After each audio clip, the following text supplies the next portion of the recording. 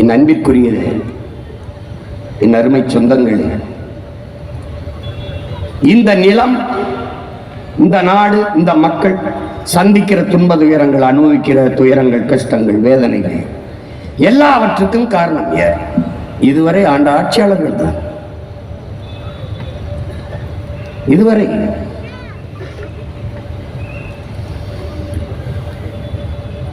முப்பத்தொன்பது உறுப்பினர்களை கொடுத்தீர்கள். கடந்த தேர்தலில் 2019 மறுபடியும் போட்டியிட தேர்தல் அறிக்கை கொடுக்கிறார்கள். போன தேர்தலில் கொடுத்த அறிக்கை என்னானது? அதே அறிக்கையை மறுபடியும் அச்சிட்டு கொடுக்கிறோம். என் பங்காளி வடிவேல் சொல்வார்ல, சேம் பிளட்.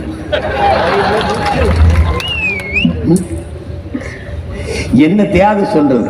வாயில தேனை ஊத்துனா ஏதாவது சாப்பிடுவீங்க, காதுல ஊத்துனா என்ன பண்ணுவீங்க? காதுல ஊத்துவோம். வந்தா நாங்க சிலிண்டர் விலையை குறைச்சிருவோம், பெட்ரோல் டீசல் விலையை குறைச்சிருவோம். வந்தபோது என்ன பண்ணீங்க அப்படிலாம் கேட்டா நாங்க தெருவில் நின்று தான் குறைக்கணும். ஏமாற்று என்கிட்ட கேட்கிறது. உங்க கட்சியின் பிரதம வேட்பாளர் யார்? ரொம்ப புத்திசாலியா கேட்கிறது. பிரதம வேட்பாளரை அறிவிச்ச கட்சி எத்தனாவது இடத்துல இருக்கு? பிரதம வேட்பாளர் அறிவிக்காத கட்சிக்கு இவர் தான் முதல்ல இருக்காருங்க. அப்ப எப்படி? பிரதமருங்கிறவர் யாரு? பிரதமரே பிரச்சனையானா என்ன பண்றது? தமிழின மக்கள் அவர்கள் அனுபவிக்கிற பிரச்சனை தான் பிரதம வேட்பாளர். அந்த பிரச்சனைக்கு முதலாக நான் இருக்கிறேன் உன்னோடு என்று எவன் வந்து நிற்கிறானோ அவன்தான் பிரதம வேட்பாளர். அது நான் தான். தமிழின மக்கள் சந்தித்த பிரச்சனைகளில் அந்த மக்களோடு மக்களாக முதலாக நின்றவன் இந்த மகன் தான். இந்திய பெருநிலத்திலேயே அதிகமாக ஊடகத்தை சந்தித்த மகன், கேட்ட கேள்விகளுக்கெல்லாம் பதில் கொடுத்த ஒரே மகன் நான் தான்.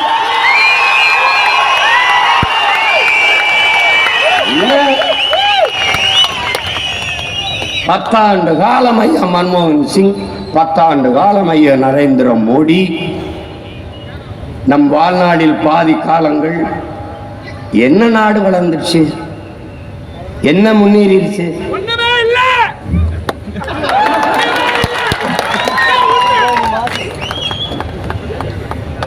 அறிவார்ந்த தமிழ் சமூக மக்கள் ஆழ்ந்து சிந்தித்து தெளிந்து முடிவெடுக்க வேண்டிய காலகட்டம் இது. சின்னத்தை பார்த்து வாக்கு செலுத்துகிற முறையை கைவிடுங்கள்.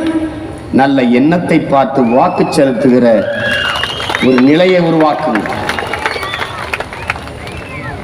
தமிழ் மனித அபிமானத்தை விடுங்கள். அதை தலைமையேற்கிறதை தவிருங்கள். தத்துவத்தை தலைமையேற்க பழகுங்கள்.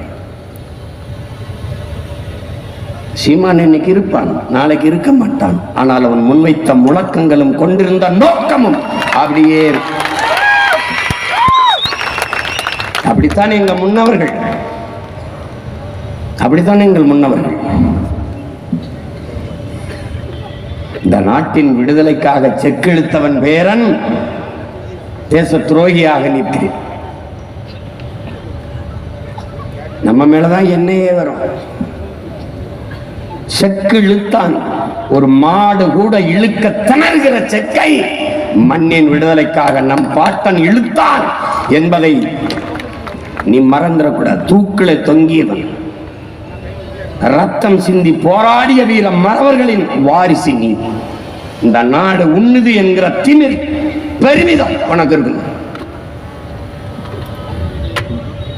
அதுவும் தீரன் சின்னமலை நம்ம பாட்டனார் வெள்ளக்காரன் தூக்கு கயிற்ற கழுத்துல மாட்ட வரும்போது படக்கென்று பறித்து தன் கழுத்திலே மாட்டிக்கொண்டு வந்த அதிகாரியை நெஞ்சிலே கையை வச்சு தள்ளிவிட்டார். என் எதிரி மரணத்தை கூட எனக்கு பரிசாக தந்தாய் என்று வரலாறு பதிவு செய்யக்கூடாது என்று எங்கள் பாட்டன்கள், வீர பெரும்பாட்டன்கள் மருதிருவரும் தூக்க கயிற்று கழுத்திலே மாட்டப்பட்டு நிற்கிற போது சிரிக்கிறார். வெள்ளை அதிகாரி கேட்கிறான், என்ன சிரிக்கிறார்? நாங்க சண்டை ஓட்டம்டா, உன்னை எதிர்த்து போரிட்டோம். இந்த 7 வயது சிறுவன் என்னடா பண்ணான்னு கேட்டான். அவனை ஏண்டா தூக்குல போடுற, அவ்வளவு பயமாடா உனக்கு?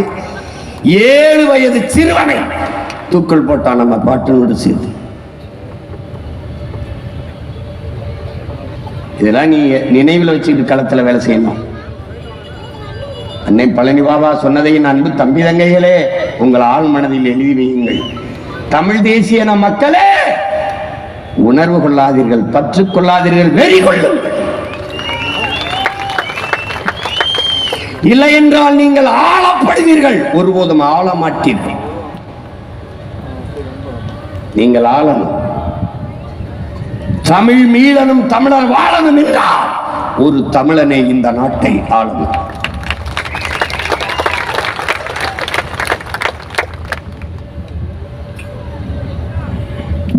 நமக்கென்று பேச ஒருத்தன் இல்லை.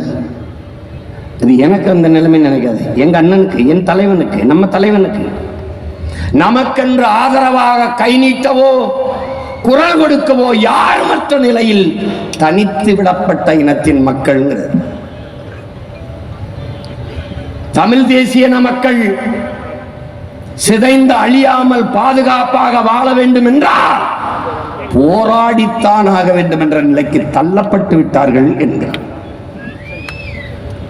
இந்த வரலாற்றின் பேரழைப்பில் இருந்து, பெரும் பணியில் இருந்து தமிழ் இளம் தலைமுறையினர் விலகிச் செல்ல முடியாது என்கிறார்.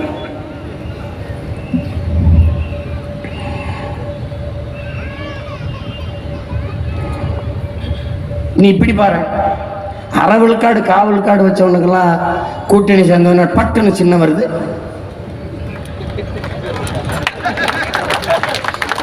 அவங்களுக்கெல்லாம் பல பல கோடிகள் கொடுக்கப்படுது. அப்போ உங்க அண்ணன்ட்ட எவ்வளவு பேரம் பேசியிருப்பாங்கன்னு நினைக்கிறேன்.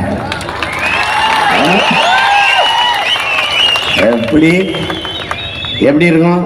நான் யாருன்னு நினைக்கிறேன்? நீ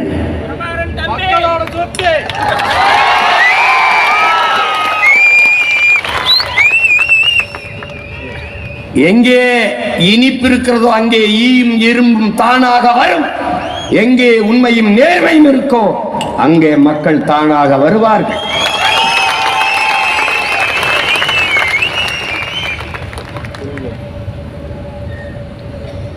தலைவன் எடுத்த முடிவுதான். கையில் ஆயுதமே இல்லை என்றால் உயிரே ஆயுதம், அதான் உயிர் ஆயுதம். சின்னமே இல்லை என்றால் என் எண்ணமே சின்னம்.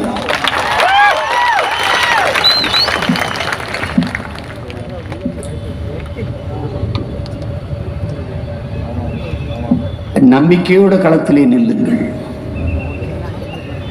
முடியுமா, முடியாதா? முடியாது என்பது முட்டாள்களின் அகராதி. இம்பாசிபிள் இஸ் ஃபூலிஷ் டிக்ஷனரி என்கிறார் நெப்போலியன். அந்த இடத்துக்கே போகாது. உன்னால் முடியாதது உலகில் யாராலும் முடியாது. உலகில் யாராலும் முடியாதது என்னால் முடியும். அந்த நம்பிக்கை உனக்கு மந்திரமா இருக்கு. தயக்கம் இருக்க, கலக்கம் இருக்க, உன் வரலாற்று ஒரு தடவை படி. போ, எல்லாரும் ஓன் கடவுளை தண்ட, ஓன் தெய்வத்தை தண்ட கும்பிடுறான். ஓன் சிவன், உன் முருகன், உன் மாயோன், உன் கண்ணன், உன் கிருஷ்ண பரமாத்மா. அவன் பரமாத்மான்னு பேர் வச்சான். உன் மாயவன், உன் சிவன். எவன் சிவன்? இவன் சிவன். எவனோடு மோதலாம்? இந்த சிவனோடு மோதுறத நிறுத்தின.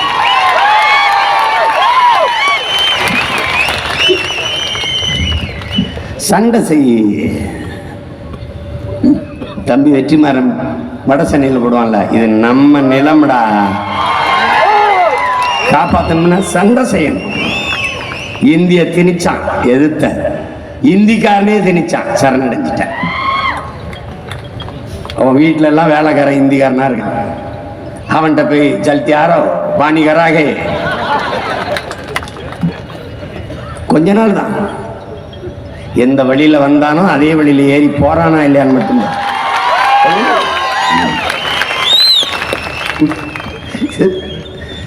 கேட்ட தமிழர்கள்லாம் வேலைக்கு வர்றதில்லை, தண்ணியை போட்டு படுத்துறேன்.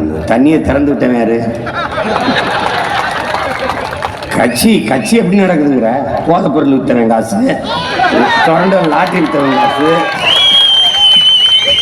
ஆன்லைன் ரம்மி விளையாட்டு காசு, நாங்கள் நேர்மையானவர்கள். யாரு நீங்க?